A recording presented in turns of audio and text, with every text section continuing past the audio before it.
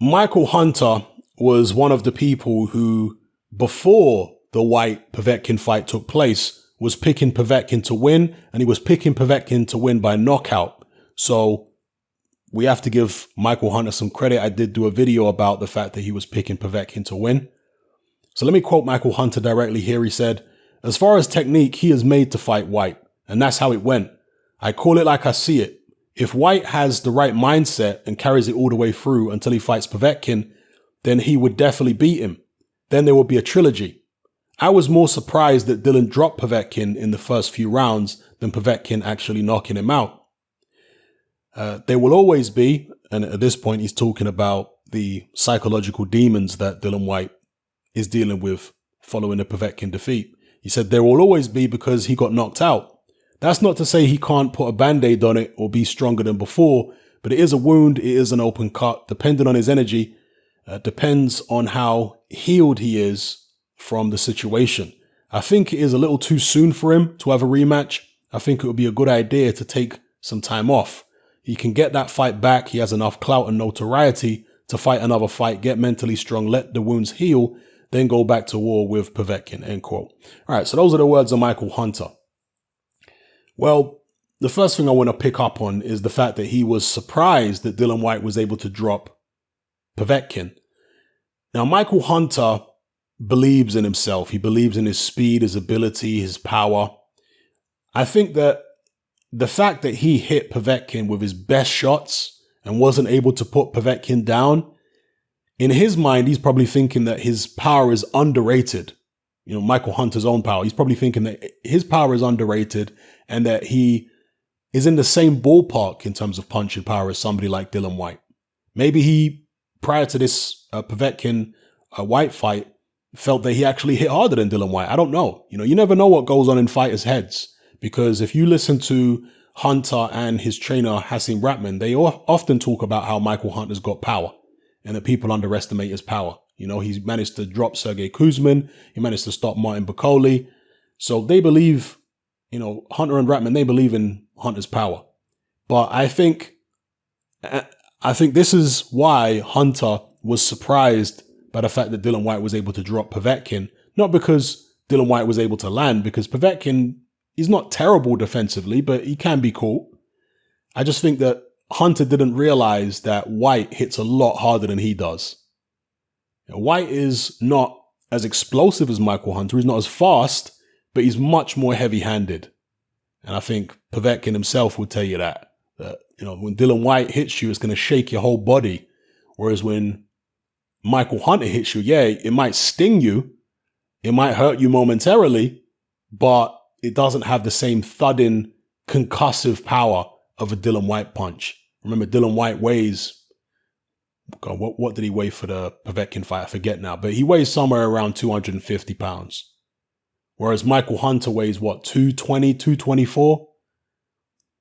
So, yeah, there's a big difference in punching power between Dillian Whyte and Hunter, and I think that's why Hunter's surprised by the fact Dillian Whyte was able to drop Povetkin. Hunter was probably thinking that there's not much difference in punching power between him and Whyte.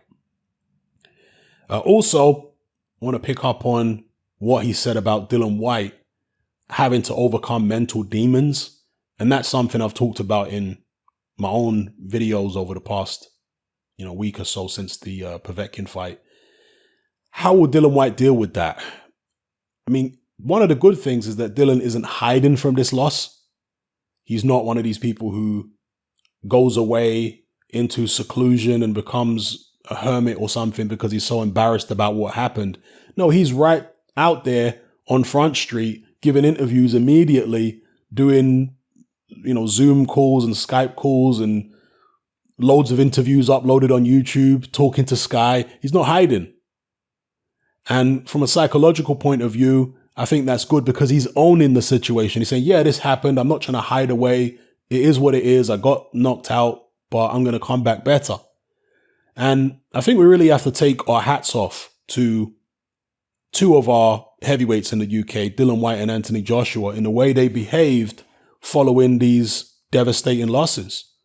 Because not only is it good from a sportsmanship perspective to just come out and say, yeah, I made a mistake and I got caught, no excuses, But I think, as I say, from a psychological point of view, it's good that Dillian and AJ just owned the loss. Said, yeah, I made the mistake. I did this, that, and the other. I'm owning up to my mistake. I'm not trying to make excuses. I have to improve. I have to not make the same mistakes if I want to beat this guy in the rematch. Rather than talking about 40-pound suits and, accusing people or having your team accuse people of glove tampering and all this other nonsense. That doesn't speak to a person who is psychologically in the right place to win a rematch when they're coming out of all those ridiculous excuses. Whereas if a guy just owns it, then he's ready to improve from a mental perspective, But finally, when Hunter says that he thinks the Povetkin rematch is too soon for Dillian Whyte to just go into an immediate rematch, I'm kind of on the same page. That's not to say Dillian Whyte can't win an immediate rematch, but I just feel like it's a bit raw. I mean, they're talking about, where are we at? Eddie Hearn's talking about November 14th or November 21st for this Whyte Povetkin rematch. I mean, that's a very quick turnaround for a fight where you've been knocked out in such a devastating fashion. At least AJ had what? Was it 6 months or something between the first Andy Ruiz fight and the second Andy Ruiz fight? Because the first one was in, was it 1st of June, 2019? I believe it was. And then the second fight, I think, was in December, wasn't it? So he had like 6 months, not just to sort himself out technically and physically, but also mentally. Dillian Whyte has got half that. So, I don't know, man. And as I say, he doesn't have the same advantages over Povetkin that AJ had over Ruiz. Yeah, Dillian Whyte doesn't have a foot speed advantage over Povetkin. He's actually got slower feet. Whereas AJ did have a big foot speed advantage over Andy Ruiz. AJ had an athleticism advantage. He could move around the ring. Ruiz can't move around the ring like that to be able to keep up with AJ, as we saw. AJ also a significant height and reach advantage. Now, Dillian Whyte does have a bit of a reach advantage over Povetkin, but he certainly doesn't have a height advantage of any significance. It might be an inch or two, but there's not much in it.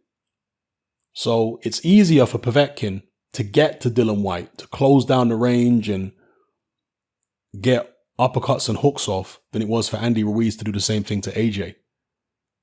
So Dillian Whyte is going to have all kind of bullets flying by and near misses in the rematch. And that's even if he manages to win. I personally agree with Michael Hunter that it's too soon for him to run it back right now. I don't know how viable it would be because at the moment, Povetkin, as the number one contender with the WBC and the interim champion, for him to become the mandatory, that mandatory isn't due for 12 months now, okay, because of the WBC rules. And so I don't know how viable it would be for Dillian Whyte to, let's say, take an interim fight, a fight in between the rematch with Povetkin, but still be able to exercise that clause. So let's say he exercises the rematch clause, but says, I'm going to have a fight before that, like a tune-up. Would that be contractually possible? I don't know. But if it is contractually possible, that would be the route that I would prefer Dillian Whyte to go down, is having a little run out against somebody else first before stepping in there against Povetkin. And, I know that a guy like Dillian Whyte, who's very proud, very macho, he's going to want to put it right sooner rather than later. Yeah, he's going to want to get revenge on Povetkin. I understand his mentality. And a lot of the fans have this mentality as well. Like, if you don't go and immediately rematch the guy who beat you or ironed you out, then that somehow shows weakness or cowardice. Well, sometimes the braver thing to do is actually not to take the immediate rematch. And I say braver thing to do because everybody wants you to take the rematch, right? The most people. And there's pressure on you to take it. And if you don't take it, they're going to look at you as weak, so that sometimes is easier to do because basically you're just bowing to the pressure. You're bowing to your own ego and you're bowing to the pressure from the fans when it might not be the right thing to do. Now, sometimes it might be the right thing to do, but other times it's not. And you're just bowing to the pressure. Whereas the more difficult thing to do sometimes in some situations is actually to say, no, I'm not going to bow to the pressure. I'm not going to bow to what the fans are pressuring me to do or what my ego is telling me to do. I'm actually going to go in a different direction. I'm going to kick back. I'm going to take stock, and I'm going to give myself time to heal mentally and to make the necessary adjustments properly. Then I'm going to go back maybe and seek out a Povetkin rematch. If Povetkin is retired by then or the fight is not viable, you go on about your business. You make it clear that you would be willing to have that rematch. But if he's not available, he's not available, Anyway, the proof is in the pudding at the end of the day. Let's see what happens in the Whyte-Povetkin rematch. Maybe Whyte goes out there and deals with the situation in good fashion, and everybody's going to be saying, Hatman, you were totally wrong. Dillian Whyte was right to take the rematch when he was. And maybe that'll be the case. At the end of the day, I'm not in Dillian Whyte's head. I don't know how much that knockout defeat is going to haunt him, because this is really the crux of my argument. It's not so much the technical aspect of things here. It's how this is going to affect Dillian Whyte mentally. Is he going to be more vulnerable mentally and more fragile mentally in the rematch? That's what I'm concerned about. And as I say, proof is in the pudding. But that's Michael Hunter's view. He thinks that it's too soon for Whyte to take the rematch. He should take a fight in between, let it cool off for a little bit. He believes that Whyte has got enough clout to be able to call that Povetkin rematch in at a later time. And as I say, he said that Povetkin would knock Whyte out. He predicted it, so we got to give him credit for that. Let me know what you guys think in the comment section below. It's happening, I'm out. Join me on Patreon. I upload a minimum of 2 podcasts every single week, covering a wide variety of controversial topics, as well as live stream Q&A sessions. Take a look on screen right now at some of the podcasts I've produced so far. For just $3 a month, the equivalent of about £2 a month, you get access to all my new podcasts and my entire back catalogue of past podcasts, including my popular Confessions of a Nightclub Bouncer series. You can listen on your computer or on your smartphone or tablet by downloading the Patreon app from the Google Play Store or the App Store for free. The Patreon app also allows you to download each podcast in MP3. For less than the price of a cup of coffee, you get access to dozens of hours of exclusive content. It's easy to sign up, there's no contract, and you can cancel at any time. So come and join our community of free and critical thinkers by signing up with me here on Patreon today.